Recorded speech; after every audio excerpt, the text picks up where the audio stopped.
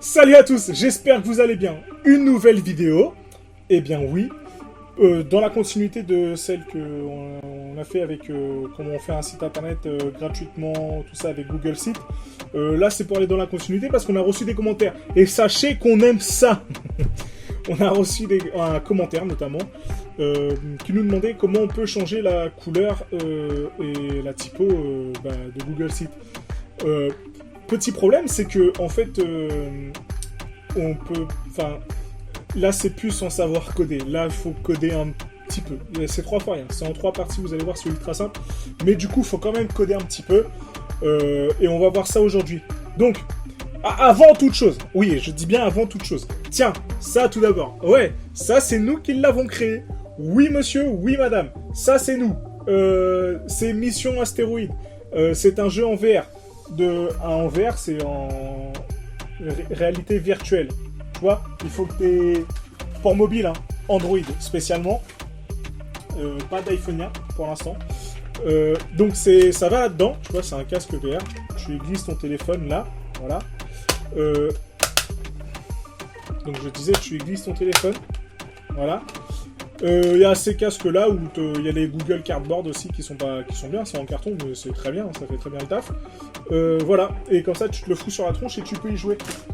En note là-haut, non bah, ce sera là. En note ici, t'auras, je mettrai une, enfin tu as compris quoi, pour avoir le lien de ça. Et puis dans la description aussi je mettrai le lien de ça. Et puis voilà. Et du coup, donc il y a cette appli. Et puis, t'oublies pas, tu lâches un pouce bleu, tu t'abonnes, tu fais sonner la cloche, et puis tu commentes. Voilà, histoire de nous faire progresser dans l'algorithme de YouTube. Tu connais? C'est pas moi qui l'ai inventé, c'est YouTube. Et tout le monde le dit en plus. Bref, sans plus attendre, on y va, c'est parti, générique!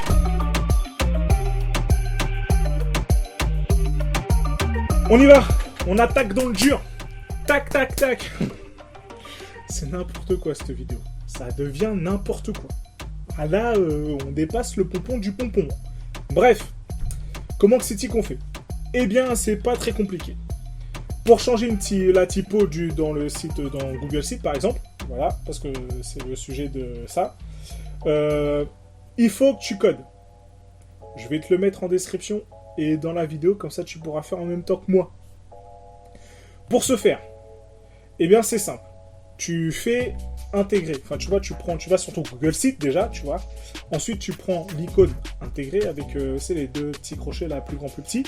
D'ailleurs, comment ça s'appelle? S'il y en a qui connaissent dans les commentaires, mettez-le moi, je suis vachement intéressé parce que du coup je sais pas.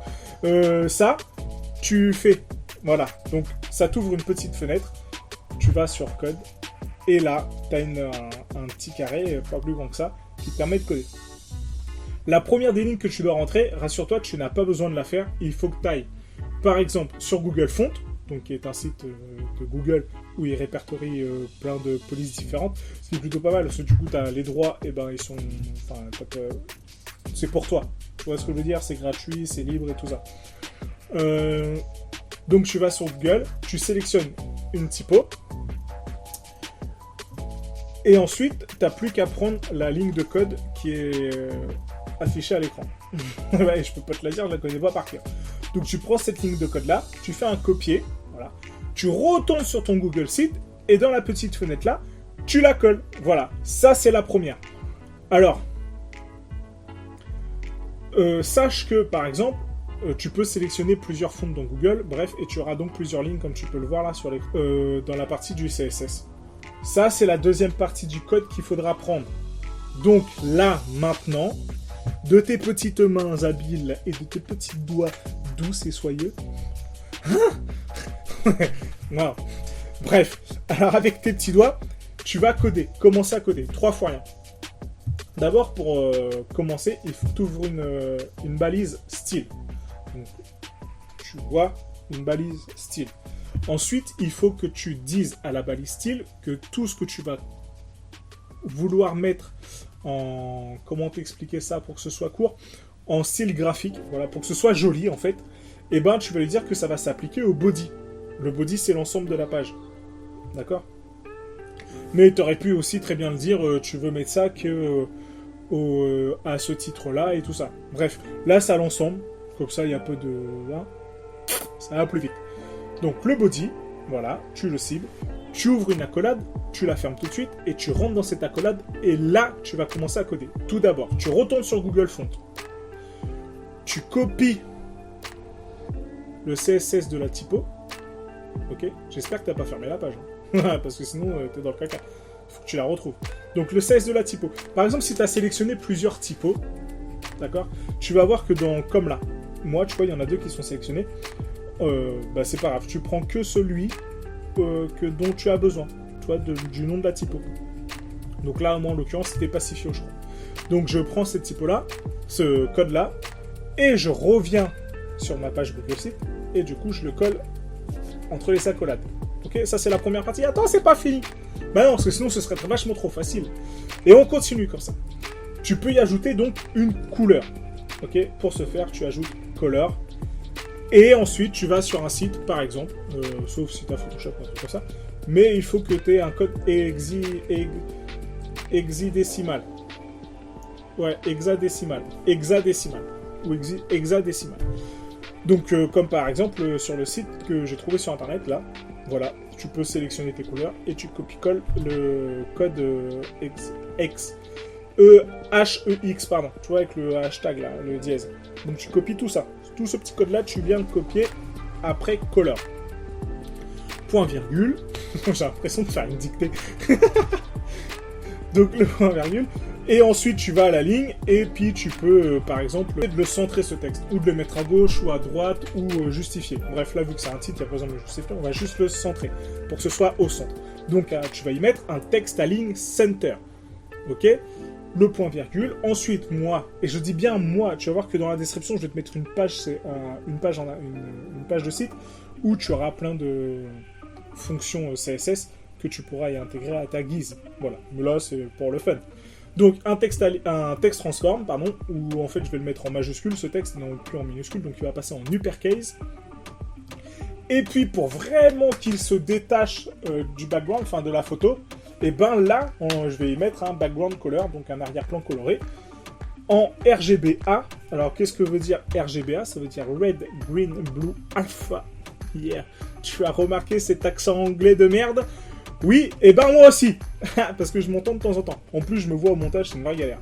Donc, ce RGB Alpha, pareil, tu retournes sur ta page de couleur là, et en haut, bah, tu peux y voir un RGB. Bah non, parce qu'ils peuvent pas mettre le alpha. Enfin, il y a des sites, oui, mais lui, non.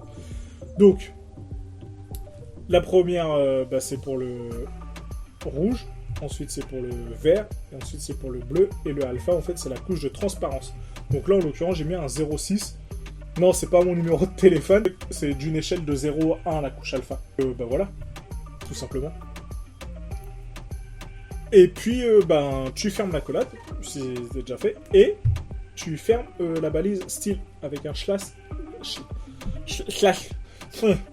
un slash style. Voilà. Reste plus qu'à mettre le texte. Tu ouvres une balise div. Tu mets un H1. En fait, H1, c'est un précepte, c'est un, comment te dire, un truc prédéfini, voilà, de titre, tout simplement. Donc, tu as le H1 qui est le grand titre, H2 qui est le plus petit titre, et ainsi de suite. Et puis, tu as une balise P aussi qui te permet de faire du paragraphe. Voilà, c'est des trucs prédéfinis en fait. Mais là, on le met pour que ça atteint une taille maximum, qui est une bonne taille. Tu vois, parce qu'en fait, on aurait pu aussi mettre dans le body là un text size.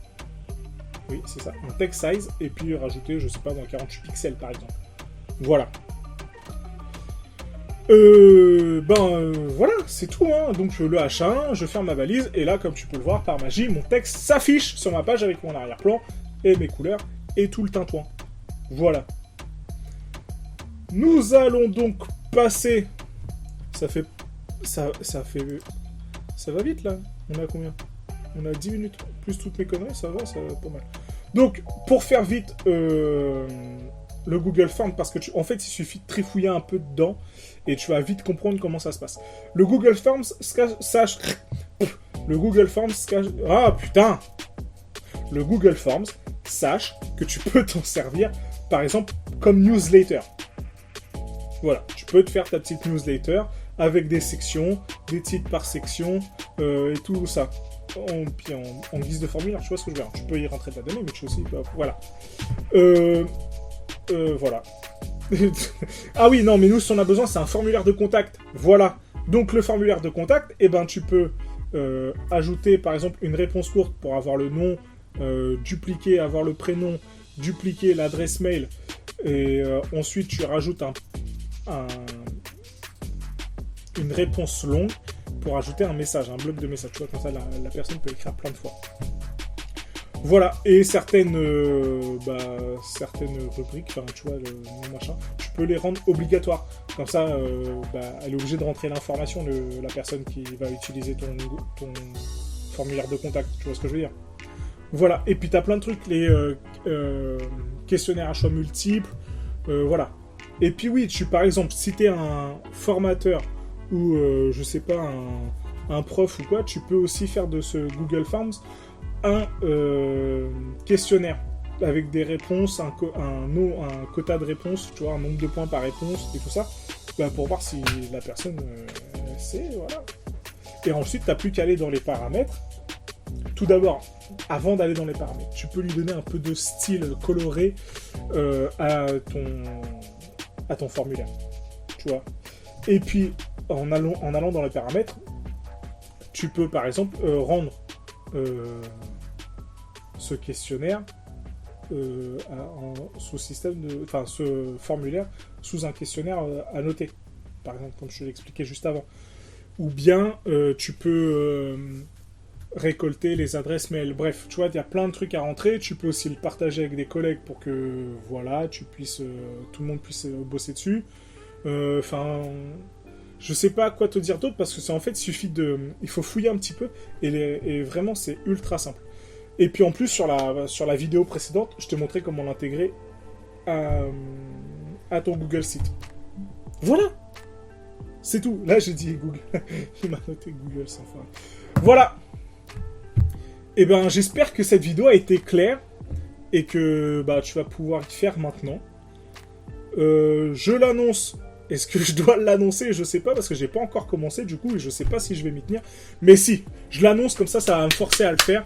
On va faire une série de vidéos sur comment on crée un site avec WordPress. Donc c'est un CMS, tu vois. Un site avec WordPress. Pareil, il n'y a pas besoin de savoir coder, ou presque, mais de A à Z. Quand je dis de A à Z, c'est-à-dire que de l'installation, ok, donc, tu vois, à comment on installe un serveur local, par exemple, parce que ça sert à rien que tu payes un abonnement à un hébergeur, alors que ton site, il n'est pas encore fait. Tu vois ce que je veux dire? Tu comprends là le dire. Donc c'est mieux d'avoir un serveur local, comme ça tu fais ton site et tout ça, t'attends qu'il soit bien propre, net et tout. Après tu vas chez un hébergeur, tu payes ton hébergeur, ton abonnement et tout ça, et tu le mets sur ton serveur.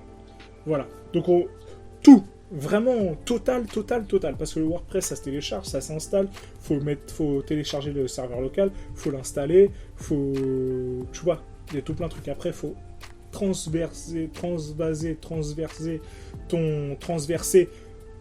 site local sur du en ligne, donc sur un serveur distant, par exemple OVH. Je répète, on n'a toujours pas de... Enfin, tu vois ce que je veux dire. Pas de... Non. Ils nous sponsorisent pas. Peut-être un jour. Ce serait formidable. Si un jour on est sponsorisé, c'est qu'on aura pris du galon. Et tout ça, ce sera grâce à vous, je le répète. Donc, voilà. Ce sera un peu l'idée. WordPress, donc installer des plugins, des thèmes, le faire soi-même aussi, pourquoi pas. Enfin bref, tu verras, ce sera vachement plus complet que Google Site, mais c'est un peu plus pointilleux, un peu plus pointu aussi. Voilà. Et puis en même temps, on codera un petit peu 2-3 morceaux. Si je parle tout bas comme ça, tu ne m'entendras pas. Donc en fait, je répète, c'est parce que c'était pour que tu codes un peu aussi, un petit peu, 3 fois. Mais la majeure partie sans coder. Voilà. Et bien sur ce, on n'oublie pas d'aller télécharger notre appli pour commencer à y jouer. Ça coûte 20 balles à la FNAC le truc qu'on met son téléphone dedans. Vraiment 3 fois rien. Et puis tu partages, tu commentes et tout ça. Hein. T'oublies pas. Hein. Mais vraiment t'oublies pas. Je compte sur toi. Voilà. Sur ce, je vous dis à la prochaine. Bye.